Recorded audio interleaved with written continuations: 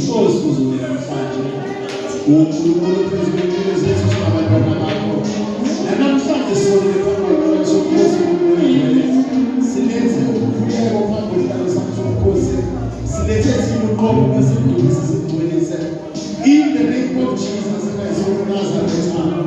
Lord, we praise you. Father, we thank you in the name of Jesus. Amen. Ashayini izandla. Ashayini. Alisoze laphela amandla.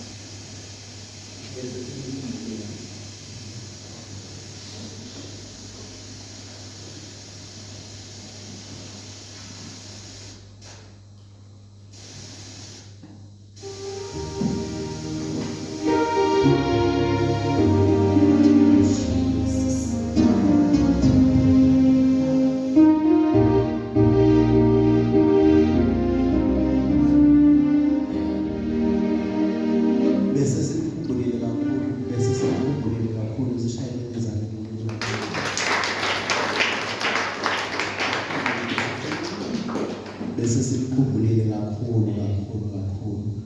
Ashayele izandla bonke-ke abantu sibusise ngezwi inyanga kaJuni yonke mphathi, inyanga kaJuni yonke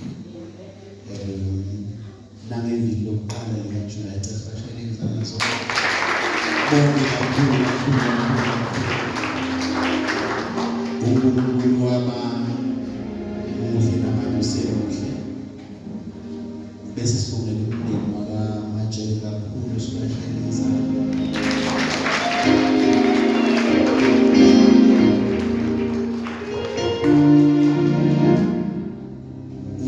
uNkulunkulu ujwayele ukuthi lokho kubuya kumncane uma sibeke esandleni sakhe, yena bese yakwandisa kwenze kube kuhle futhi kube nesizotha. Sibashayele izandla futhi kakhulu.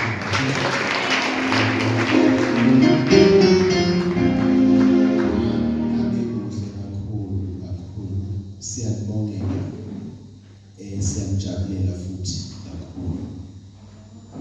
Siyajabulela kula mthakathi, siyajabulela kakhulu. Noma nje kuthula ubaba usibuyi, kodwa-ke ngiyaxoxisela ngitholile imiyalezo kwabantwana ukuthi ubuso yathulana, but ngenxa yenjabulo ayikabi ujabule wazothulana ubaba usibuyi. Asimshayeleni izandla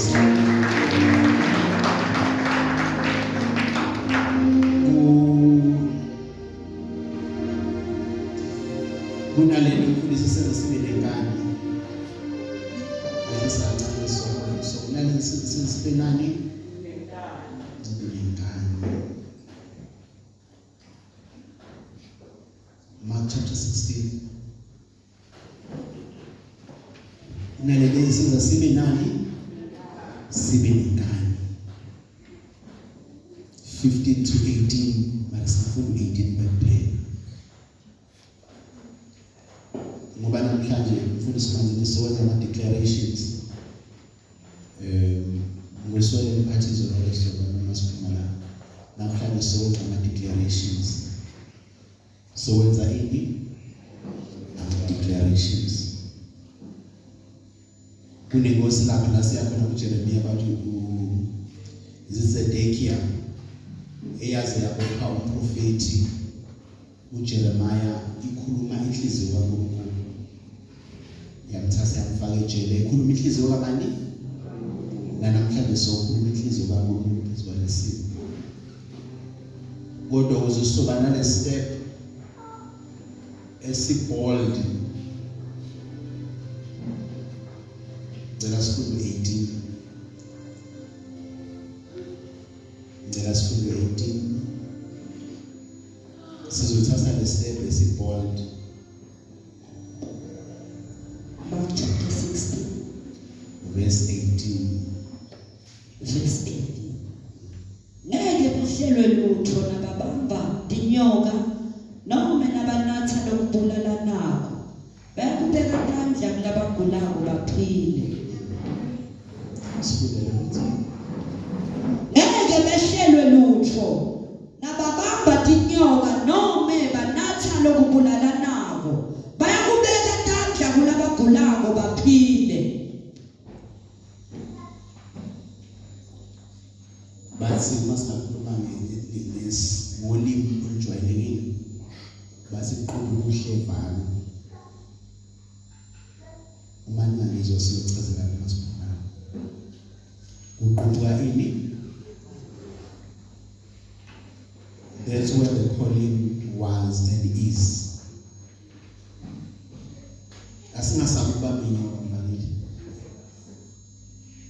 Asingasabi ukubamba inyoka. Asingasabi ukubamba ini? Singasabi ukubamba inyoka. Lifunde futhi manje. Ngeke behlelwe lutho nababamba inyoka noma nabanatha lokubulala nako. Okay. Bayakubeka phandle kulabagulayo baphile.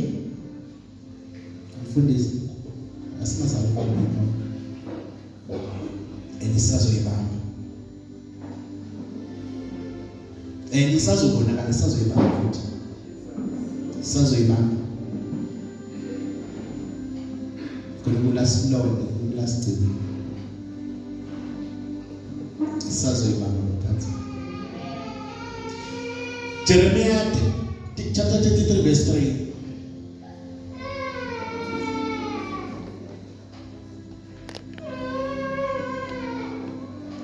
Jeremiah chapter 33 verse 3.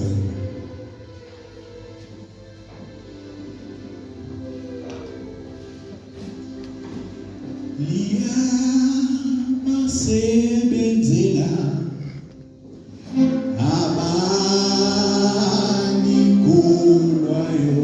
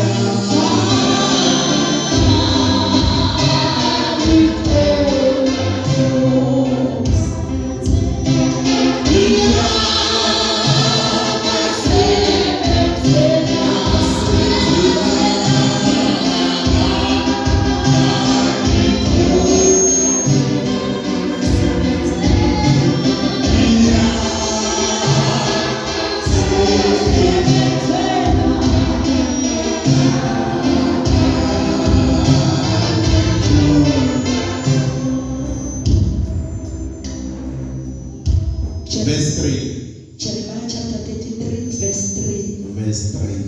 Ngibide ngidakuphendvula. Ngikutshele tintfo letinkulu naletingaphenyeki wena longatati. Ngibize ngiyakuphendula ngikutshele izinto ezinkulu nezifihlekileyo ongazaziyo. Asiye laqala khona inkinga. Jeremiah chapter 32 2-3.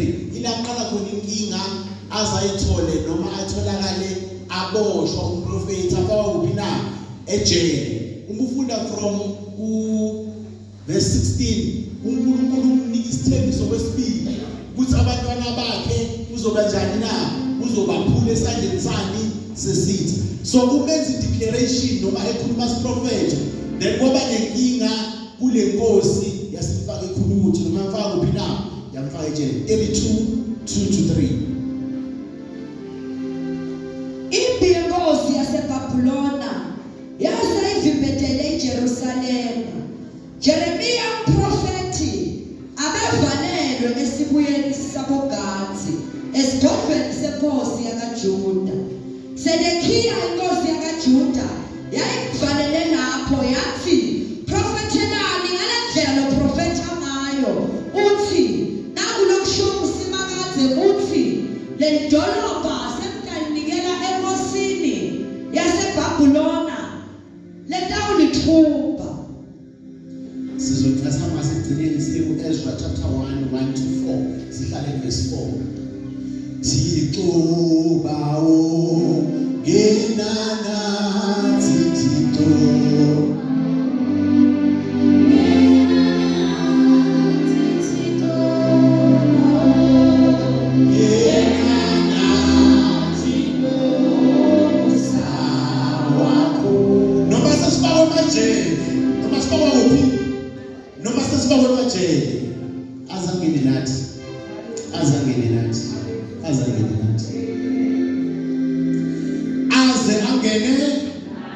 siyogcina lapha Ezra chapter 1:1-4. Sihlale 4. Sesikhuluma lensali ke manje. Uma bengena lapha khona okonakala, khona okwalahleka, mara khona okunjani, khona okusele, khona okubanjani na, khona okusale emuva. Namhlanje sokhuluma nokusale kuphi, nokusele ngemuva. Osekuthothwe isizwe senamandla. Lawe khona last week awunamandla khona. Ithi lawe khona izolo awusenamandla. Engahlala nokuzoyisola uyisole and end up condemning yourself. Izolo masifundiswe. John chapter 3 sithi akenzelanga ini na ukuthi azosikhondema noma uzosikhomba amacala ethu, kodwa bezele for ini, for salvation of our soul. So manje sikhuluma nalo kokusele, kuyeke lokulahlekile, kuyeke ngozikwenze lutho. Angeke nakuba ngakulahleka ngikusize ngalutho, sesizokhuluma nalo kokusele, sikhuluma izwi likaNkulunkulu. Chapter 1, 2, 3, 4, sihlala ku 4.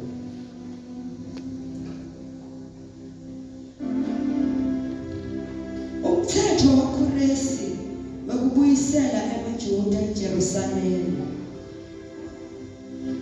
Ngeminyaka yokuqala wokubusa kwaKoresi, inkosi yasePeresiya, kuze kugcwaliseke ivi laSimakadze lelakhulunywa nguJeremiya. Simakadze wathinza inhlitiyo yaKoresi, inkosi yasePeresiya, kuthi ende simemetelo kulo lonke lelingaphansi kwakhe, nekuthi asibhale phansi athi, naku lokushiwo nguKoresi inkosi yasePeresiya, uthi, Simakadze Nkulunkulu welizulu, unginike yonke imibuso yemhlaba, wangiyala nekuthi ngibakhele ithempeli lakhe eJerusalema kulakaJuda.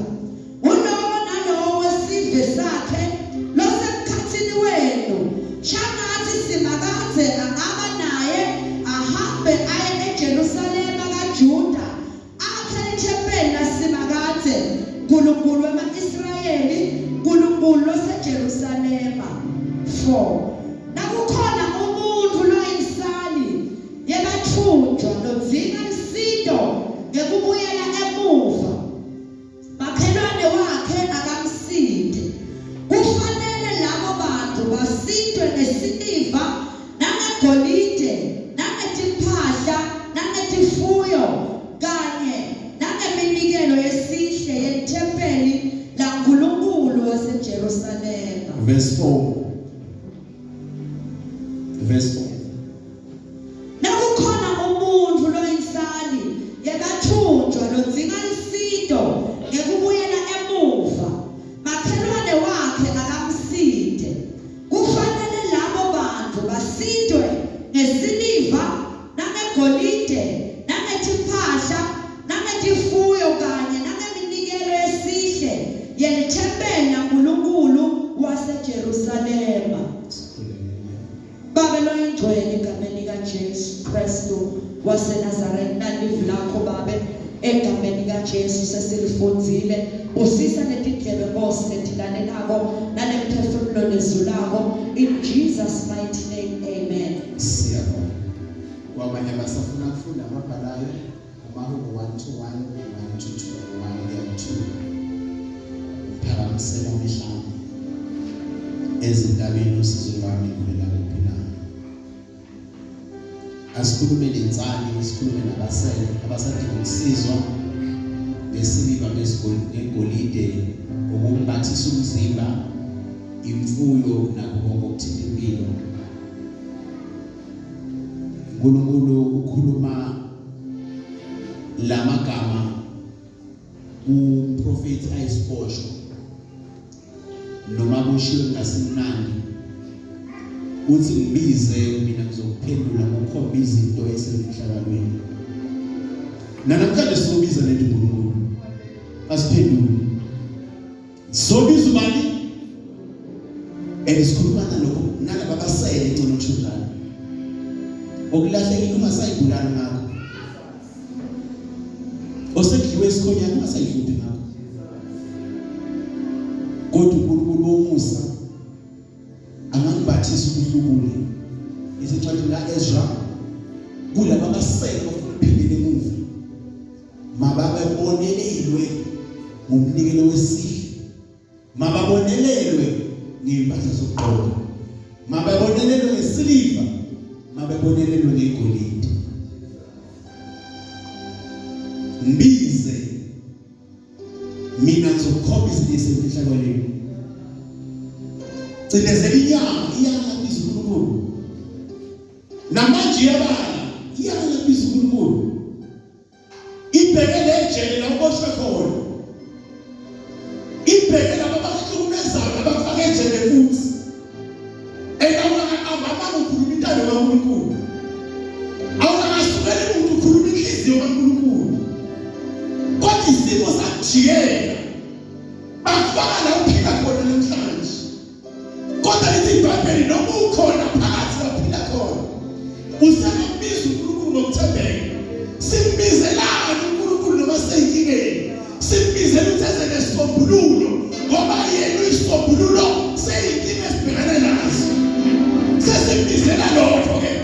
Noma ungafuni ukumbiza, bathi ngenxa yejelo kulo namhlanje ngizokuguguzela awukubiza uNkulunkulu okungaye namaketha oboshwe ngawo angaqhamuka namhlanje okungaye neminyaka evaliwe ingavuleka okungaye nejelo kaNkulunkulu ingavuleka. Biza uNkulunkulu siyibona attendance nihleli imali siyabonga niyabukeka siyabonga mana ukubiza uNkulunkulu phezulu lesimo uthi Jesu ndodana kaDavide awungahawukele namhlanje kulesimo esenkuzo namhlanje ngizobiza wena angakasukeli muntu angakabi maka muntu angakakhuluma kuyize bese kodwa khuluma igama lakho namhlanje seniyazodwa namhlanje abasabuki kahle namhlanje sebagcwala izinto zabo kuzibiza namhlanje usancela namhlanje nangisazocela awukubiza uNkulunkulu awukubize kube kahle awukukhale kuye ithi iBhayibheli muye umlamuleli phakathi komuntu noNkulunkulu uJesu Kristu igama lakhe athi ezwini lakhe noma yini yokuyicela egameni lami mina nginamandla okuyenza. Call upon the Lord. Umnene khlelweni kaNkulunkulu kabusha ala ukhlelweni kabusha ukubazondela abafakile ngekusasiza engakusashintsha lutho nomphakathi usuyazi ukuthi wena uyakholwa manje nejele sabakwakhele lona uyaziwa nje base bese beprofetha le ndawo esepinari yahlula bobani ebethwenzani le ndawo yenziwa la ebethwenzani kanti ukhuluma inhliziyo kaNkulunkulu uma seqhathina ezwa inkosi yachitheka ngoba kunezwi kaNkulunkulu elithi iBhayibheli angeke laphuma laphindela kuye lingakawenzi umsebenzi. Uma wena ungafuna ukukhuluma umfundisi uzothi omunye akhuluma. Uma ungafuna ukwenza uzothi omunye uNkulunkulu uthi awenze. Yathinteka inkosi ngoba kwakunesprofetho esasilethe uJeremiya kwathinteka inkosi yathi wonkoselwe inzali ubefuna ukuphindela emuva asimenze isibonelelo nasekhiphisa kwaphumanga bekubeka phansi lutho lithi iBhayibheli uNkulunkulu wabenza abagilezi babo baba nomusa babanika izinto babanika ingcebo baphuma lezi zinto namhlanje kulejelo kulo kulesimo kuso awusuphuma wedwa ububiza inkosi awusuphuma wedwa izinkosi biza indina izinkosi asilimazi inyama ifuna isibiza inkosi noma sesithunjiwe izinto ezisithubile sihlalela ublame sihlalela ukompleni phansi akusizi mufazi ungakomplena shona ilanga akusizi swenda bebe amandla dumisa phakathi kwesimo esasisini ithi iBhayibheli badumisa sibiza inkosi nedumisa namhlanje sobiza inkosi uphelile sobiza lethi inkosi uma siphuma la siphuma lezinto zethu kusho ukuthi sitshale imbewu uma siphuma la siphuma nembewu esitshaliwe ngoba yini indaba la siphakamisela bethu kuNkulunkulu qhubeka ungatshali qhubeka ungalimi qhubeka ubuyinyama ukuthi angekaza kuze uNkulunkulu. Inyama izokutshela ukuthi uNkulunkulu angekaza kuzwe. Inyama izokutshela ukuthi awusaqualify ukukhala uNkulunkulu. Inyama izokutshela ukuthi vele uzenzile la usungene khona namhlanje. Inyama izokutshela ukuthi vele lento beyisalunga inyama leyo-ke. Basi uma bongena esontweni between bathi silver negolide before esho lokho bathi raise your eyes look at us. Bathi buka thina ebelokhu ahlela babuka inyama athi hayi ngoba ngene esitulweni vele ezokutshela abaningi azobene shonto bese esitulweni vele bazinika. Ubuka inyama justify ukuthi isimo sami siyaqualify ukuthi uma ngicela bazokunika vele. Abazofika abapostoli bathi phamisa bekhe ubathi uma bebeda bathi lokho kufunayo ukuthi asinakho yini esinayo namhlanje yizwi and by the way rise up and walk. Indezela inyama ifuni inyama sikumele uNkulunkulu. Unamhlanje besibani siyabana esibani lokho ayifuni marijeli nalokhona siboshiwe mara sifuna ukukhuluma noNkulunkulu. Asifuna ukudlelwana noNkulunkulu asisejele sipile senu. Sibadla ngaphandle base ngaphansi siyalila. Ungazi indubi gospel yakhe ekhasini. Phamsana mehlo phamsana uNkulunkulu. Ungayidubi. Umprofeti wayikhulume kahle uThixo 32. Wayikhuluma inhliziyo kaNkulunkulu. Kanti uyikhuluma phambi kwenkosi inhliziyo embi.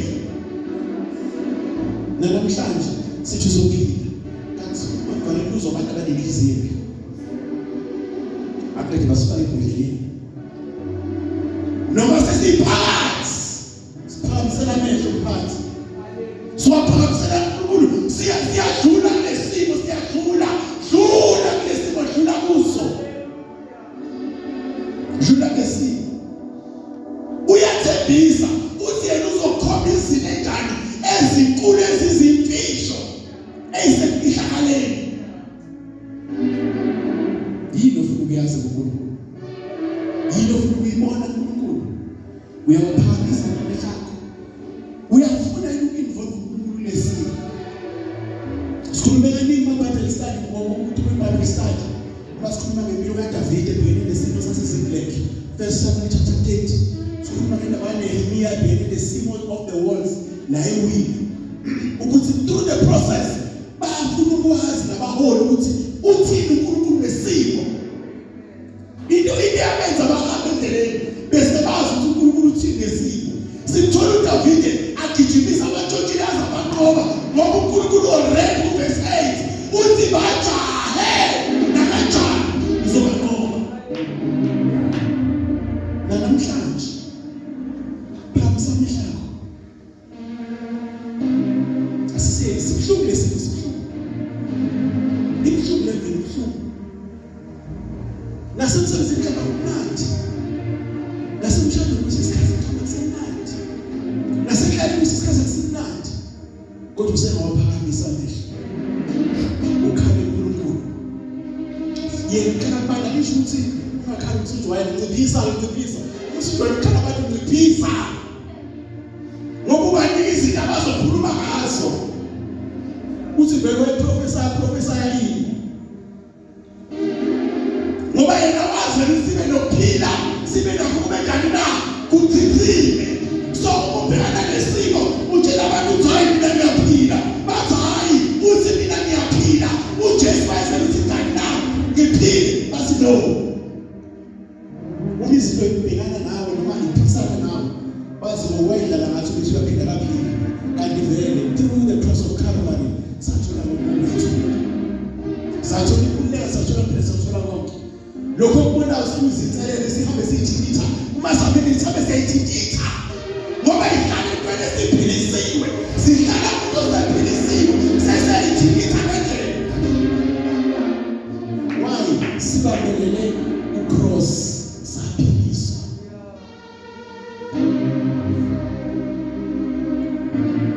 Uthi ukhula ngena uthi ngaphiliswa mina.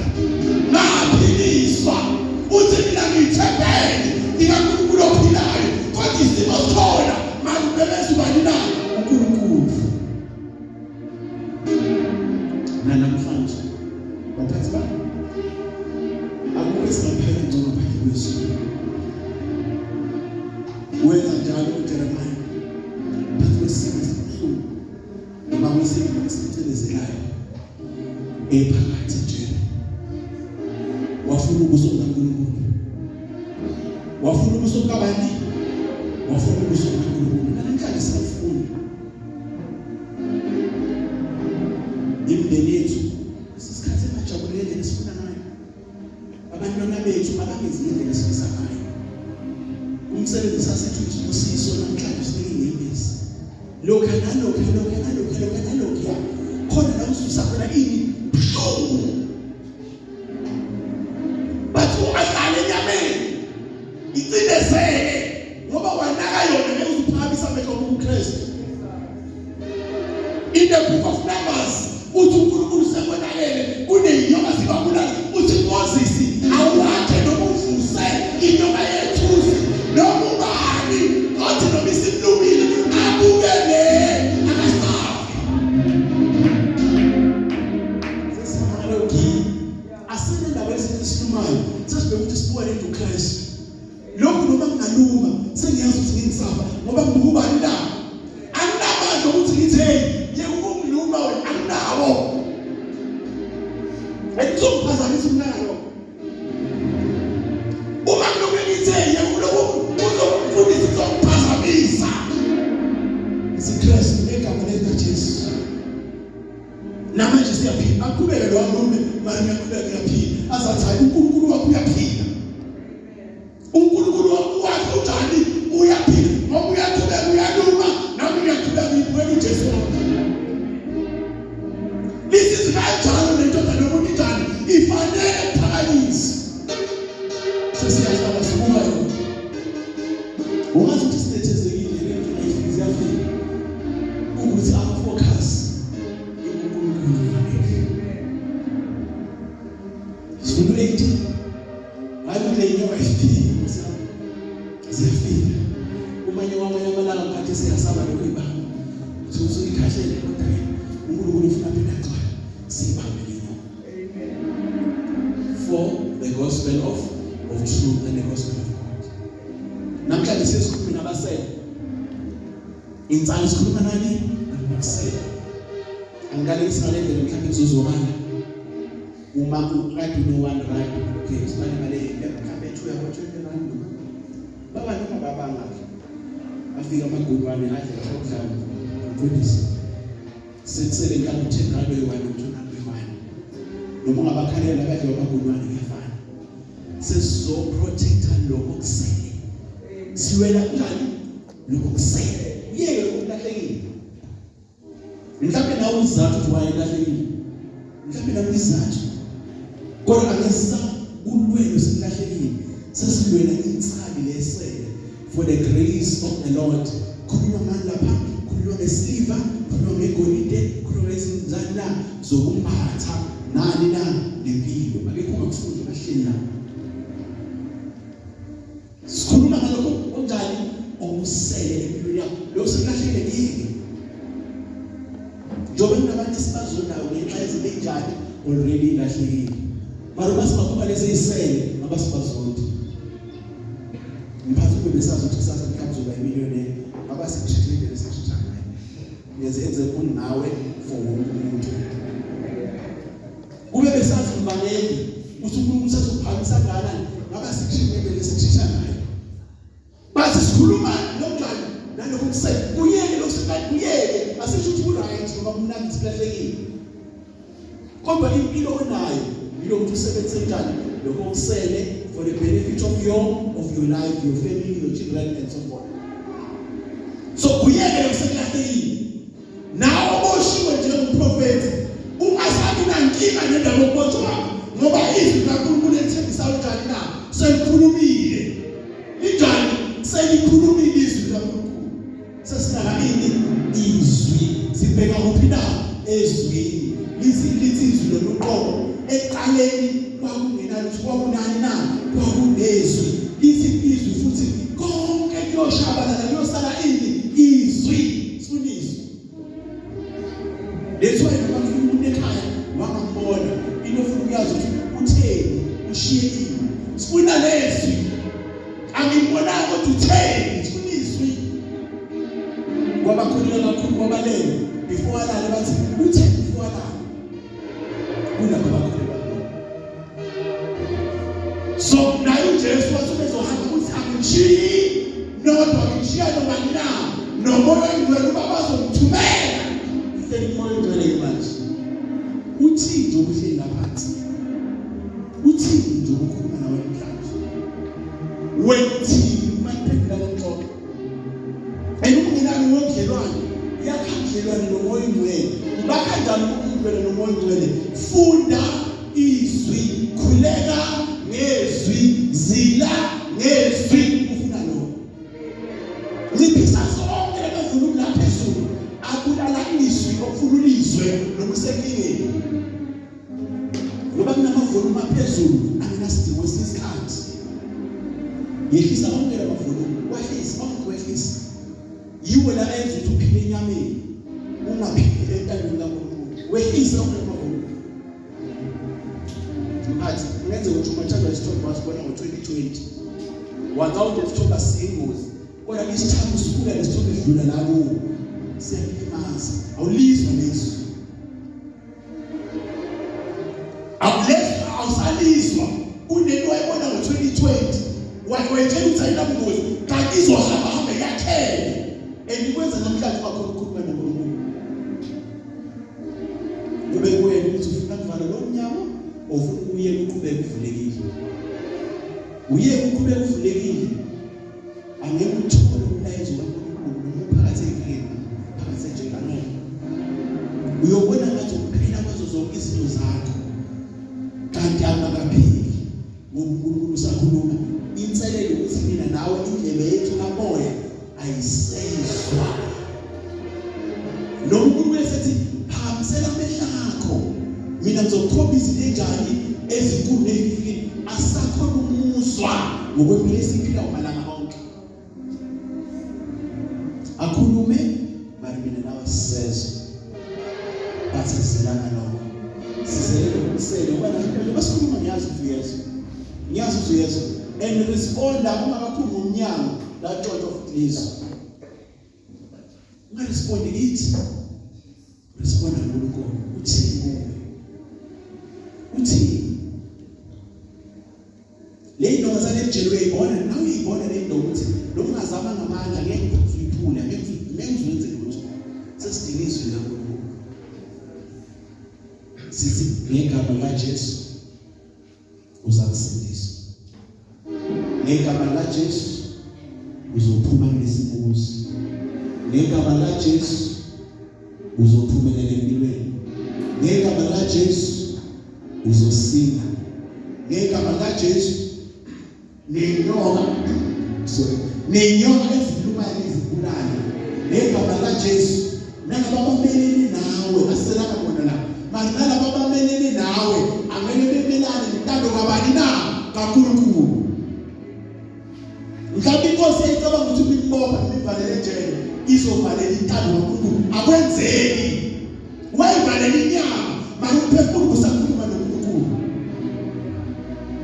Namhlanje sengakhuluma noNkulunkulu. Inyama yala imthakathaka senhlungwini. Manje umoya usengakhuluma noNkulunkulu. Isimo sasekhaya sala. Umuntu uyasibuka vele siyalwa. Manje umoya usengakhuluma noNkulunkulu phezu kwalesimo.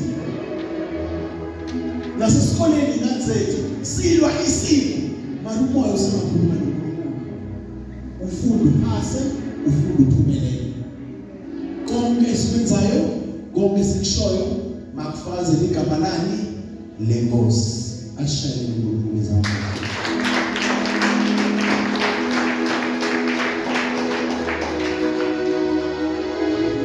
Sizwe. Sifuna ini? Yehlisa phansi. Angikhona ufisa kubuza. Nozitha nazo angiphazamisi umuntu futhi. Ukhona ufisa kubuza. Ukhona ufisa siyekhule wena. Phakamisela amehlo akho kimi. mina ngizokhomba izinto ezinkulu ezemhlabeni. Ingakho abanye babuye bedelelekile kodwa baphumelela. uNkulunkulu benze umusa bakhomba izinto enjani ezinkulu manje thina masibabuka ngonyama cha lapha kuze kuphume lutho kodwa kuyenzeka. Hlala ngisho imfundo ngidelele ngiyayithanda kakhulu.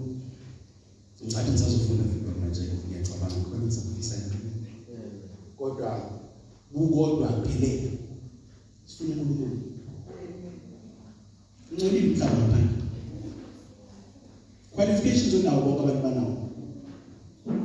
Sifuna uNkulunkulu ozokwenza umuntu uyavela ube nomusa noma babhalile ukuthi umsebenzi awukho bathi hayi besicela lento usimane ushisa iCV yakho uhamba. Sifuna that grace, sifuna leyo grace leyo. Abobhuti ngaphandle banawo ama-matrix nabosisi banawo ama-matrix but sifuna that grace.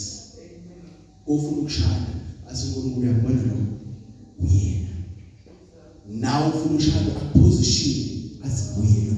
Sifuna that grace ngoba ama-matrix ngaphandle maningi. Ukhona nombuzo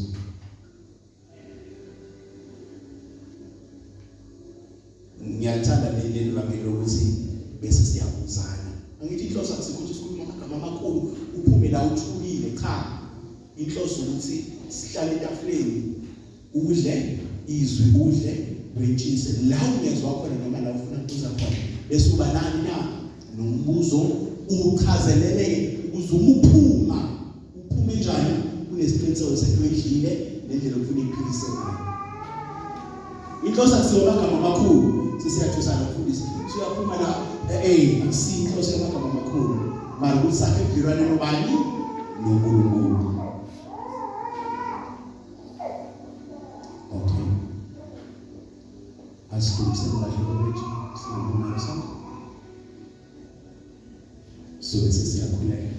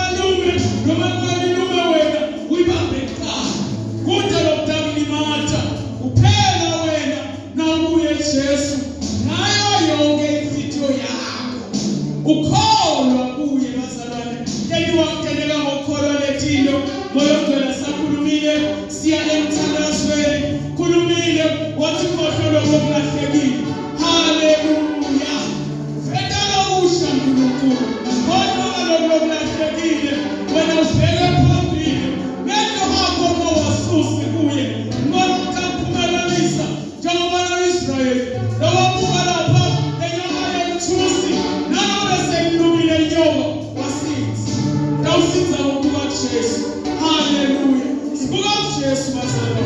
Asibuke njalo kubafundisi. Sibuka Jesu. Lokuqalisa nephelelisa lokholwa wethu. Siya emthandazweni sibuke kuye. Hallelujah. Siyabonga abewethu ngcwele. Siyabonga uNkulunkulu wethu lomawaqambe manga. Livi lakho liqiniso. Livi lakho lisibane. Ningabonga thini lomthathu. Sawukhulumile baba wethu ngcwele. Egameni laKristu Jesu. Sithakuwe uNkulunkulu wethu. Emehlo ethu abuke kuwe. Akasabukanga kulokho okungahlekile. Sibheka kuwe qhawe lamaqhawe. Sithakuwe sidalula bonke baba wethu ngcwele. Ngegama likaJesu Kristu uyabuyisela Nkosi yamakhosi. Sithola sibusiso latisha ngegama likaJesu Kristu. Wabusisa kaJobe ngoba amehlo akhe bekakuwe nanoma sekulahleke konke. Wabuka kuwe simakathi.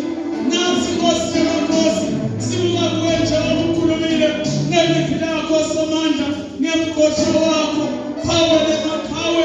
Uyabeka egameni likaJesu lona loyo bantwana bakho uyabathi Nkosi yamakhosi. Ibusiso Nkosi yamakhosi ebathinzele. Bayamukele egameni likaJesu. Bayamukele egameni likaJesu. Bayamukele egameni likaJesu. Ubenela musa, ubenela timangaliso. Lona loyo bebelokufisa inhliziyo yakhe. Sebekile Nkosi yamakhosi. Nasitha kuwe somhlekazi. Awusilahleli ngaphandle kuphela Nkosi. Emehlo ethu nakabuke kuwe. Sisithe Nkosi. Ngato tonke tikhazi. Kuto tonke timo. Emehlo ethu angasuki kuwe. Singesabi. Awukasiniketanga lo moya wokwesaba. Baba wethu ngcwele.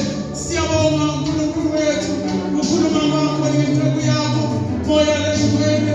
Kubeka Nkosi yamakhosi. Mihla ngemihla. Baba wethu ngcwele ukhulume naye. Sebenzisa Nkosi yamakhosi. Gcinele sitsha sakho somandla. Baba wethu onemandla wonke. Kubeke uphakele kuso. Baba wethu ngcwele siyabonga. Ukuthi uzibuyele ngeglori yakho. Ingalithi khona yakho uthenda amabanga bemlilo. Baba siyabonga. Ukuthi yoqhubeka uvuse njalo lo mlilo. Kubeke Nkosi emsebenzini wakho. Uyambusisa nemndeni wakhe. Akekho ubaba lofana nawe. Wonke umsebenzi lobekile ukuthi awele uyaphumelela egameni likaKristu Jesu. Naye ukhombisa thina lezinkulu nalezi ziphakele kangadati. As from today ukhala kudati. Mama wethu ngcwele njengoba ukhulume naye babe liqala kuye lelivi lenda umsebenzi. Siyabonga babe ukuthi nathi siyamukela sonke njengokusho kwelivi lakho wensengekile egameni likaKristu Jesu. Ngelakho lonke idumo lokufanele uyiNkosi yamakhosi. Babe siyabonga ukuthi nalobe langaphatha baba wethu longcwele nakumhlale lapho lenda umsebenzi. Siphuma kule ndzawo sekulethe inguquko. Ingqondo zethu seziguquliwe ngale livi lakho somandla. Ngoba ukukhuluma kwakho akufani nekukhuluma kwemuntu. Babe wethu longcwele livi lakho lethembekile ngaso sonke isikhathi. Aliyele umvala phansi. Ngelakho lonke idumo lokufanele egameni likaKristu Jesu. Amen. Sinamshayela